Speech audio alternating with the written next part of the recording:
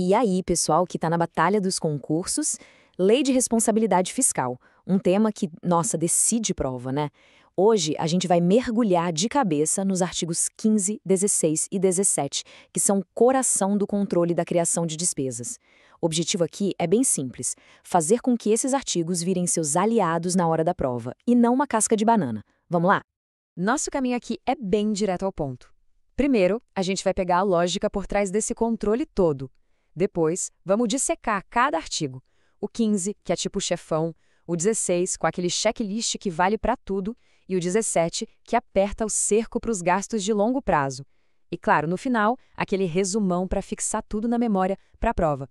Sabe, antes de sair decorando lei, a gente precisa entender o porquê dela existir. A Lei de Responsabilidade Fiscal não é só um monte de regra jogada, não. Ela nasceu para resolver um problema histórico do Brasil, que é a gastança sem controle. É isso que a gente vai entender agora. Então, a pergunta de R$ 1 milhão é exatamente esta aqui. Como é que a gente garante que um governante não cria uma despesa hoje que vai virar uma bomba relógio fiscal amanhã? A resposta está num sistema bem amarradinho de travas e controles. E aí que está o pulo do gato da LRF. Ela obriga o planejamento. A ideia, no fundo, é prevenir riscos e corrigir desvios, como o próprio texto da lei diz, para evitar que as contas públicas saiam do trilho. Ou seja, é uma vacina para evitar a doença da crise fiscal lá na frente. Agora sim, vamos entrar no jogo para valer, começando pelo artigo 15. Pensa nele como se fosse o segurança da balada das despesas públicas, sabe? Ele não cria a festa, mas ele fica na porta garantindo que só entra quem segue as regras dos artigos 16 e 17. Sem o aval dele, ninguém passa. Grava bem essas 3 palavras: não autorizadas, irregulares e lesivas. Essa é a consequência paulada que vem para qualquer gasto que tente dar um jeitinho e ignorar as regras dos artigos 16 e 17. O artigo 15 não inventa a regra, ele impõe a punição. E é essa ameaça que faz todo o sistema girar. Então, resumindo a ópera, o artigo 15 é um grande letreiro luminoso piscando, aviso. Ele deixa claro que seguir o que mandam os artigos 16 e 17 não é opcional, é obrigatório. Se não cumprir, o ato é nulo e o gestor pode sim ter que responder por isso. Chegamos no artigo 16, que é o nosso checklist universal. Ele se aplica, pessoal, a qualquer, eu disse qualquer, ação do governo que resulte em aumento de despesa. Pode ser criar algo do zero ou só aumentar o que já existe. Todo e qualquer gasto novo tem que passar por essa peneira. Tá, mas o que tem nesse checklist? 2 coisas fundamentais. Primeiro, a estimativa do impacto. Ou seja, quanto essa brincadeira vai custar no ano em que foi criada e nos 2 anos seguintes.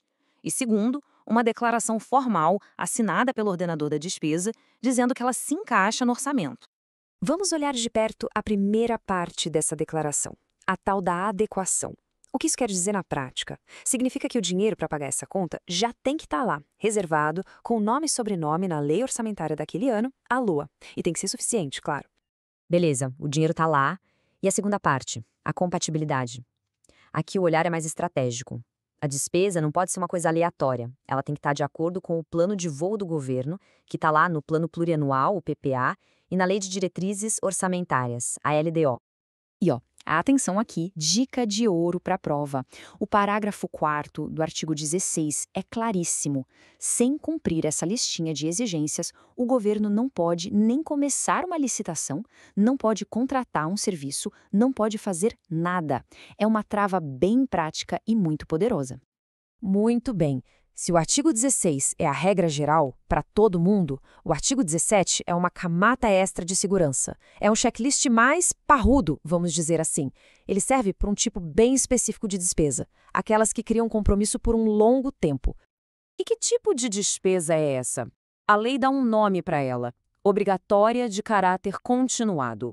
O nome assusta um pouco, mas a ideia é simples.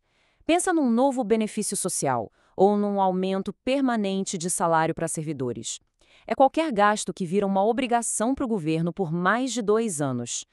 E aqui, pessoal, atenção máxima, porque isso despenca em prova.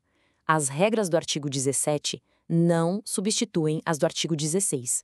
Elas se somam. A despesa continuada tem que cumprir tudo do artigo 16 e, ainda por cima, as exigências adicionais do artigo 17. Uma coisa não exclui a outra. E quais são essas exigências extras? Aqui o buraco é mais embaixo.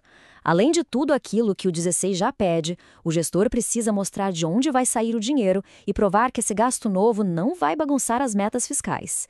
Mas o ponto-chave, o coração da coisa, é a obrigação de apresentar uma medida de compensação. Ou seja, para criar esse gasto, o governo tem que ou aumentar uma receita de forma permanente, tipo subir um imposto, ou cortar outra despesa para sempre. Com esse quadro aqui, a gente vê a diferença na hora. Ambos os artigos exigem a estimativa de impacto e a declaração de adequação. A grande virada de chave do artigo 17 é a exigência de compensação. O novo gasto de longo prazo precisa ser equilibrado, seja com mais dinheiro entrando ou com menos dinheiro saindo de outro lugar. Essa diferença é o que as bancas de concurso adoram cobrar. Certo? Respirou fundo? Agora vamos juntar todas as peças do quebra-cabeça. Esse é o resumão para carvar na mente e não ter perigo de esquecer na hora da prova. Olha que simples fica olhando essa tabela. O artigo 15 é o xerife. Ele define a penalidade, diz que o ato é legal. O 16 é o procedimento padrão, o checklist básico para todas as novas despesas. E o 17 é o procedimento especial, o mais rígido, só para aquelas despesas que vão durar mais de 2 anos e que, por isso, precisam de uma compensação fiscal. Para memorizar de vez, pensa num fluxo, numa escadinha. O artigo 15 é a consequência, o se não fizer certo, vai dar ruim. O artigo 16 é o caminho básico, o manual de instruções que toda despesa tem que seguir. E o artigo 17 é um caminho mais difícil, com mais etapas, reservado só para as despesas de maior impacto e duração. E para a gente fechar, fica uma reflexão. Da próxima vez que aparecer uma promessa política de um novo gasto, a nossa visão muda, né? A gente já começa a pensar, tá, legal, mas e a estimativa de impacto? E a fonte dos recursos? Se for um gasto contínuo, qual vai ser a compensação? Dominar esses artigos não é só para gabaritar uma questão, é ter uma ferramenta para analisar a gestão do nosso país de um jeito muito mais crítico e consciente.